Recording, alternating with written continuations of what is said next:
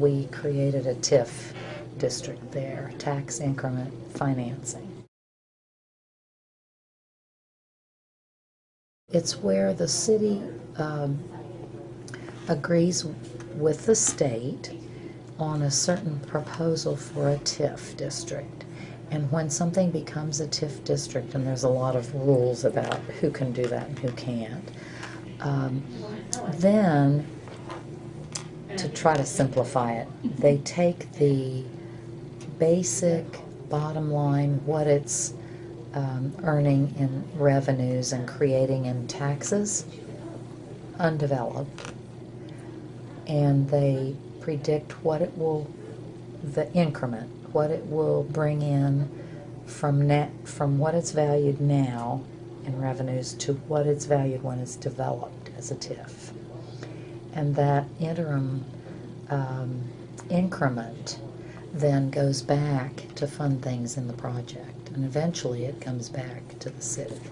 So it's a state, TIFs are driven through the state, and we've created a few of them in Lexington, and they're meant to either do large projects or to do projects in blighted areas.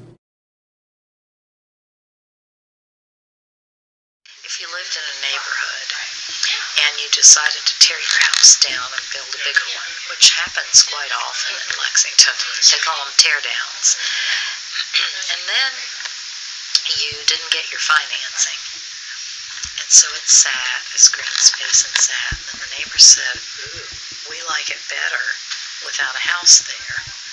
We want you to leave it as green space in the neighborhood. It's totally up to the person who owns that property.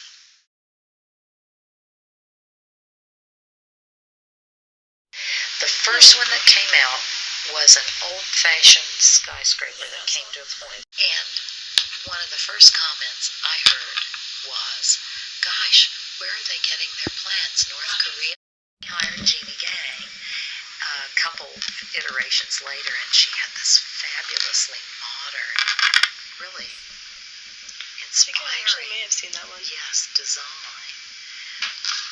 And they parted ways, and then there was another design came along, which is much more traditional, the one that's on the books right now. If it's an ugly building that people can't stand when they go past it, that'll have a negative impact on our city. If it's beautifully designed and you look at it and you think, oh, that I just love that building or those buildings, it'll make a positive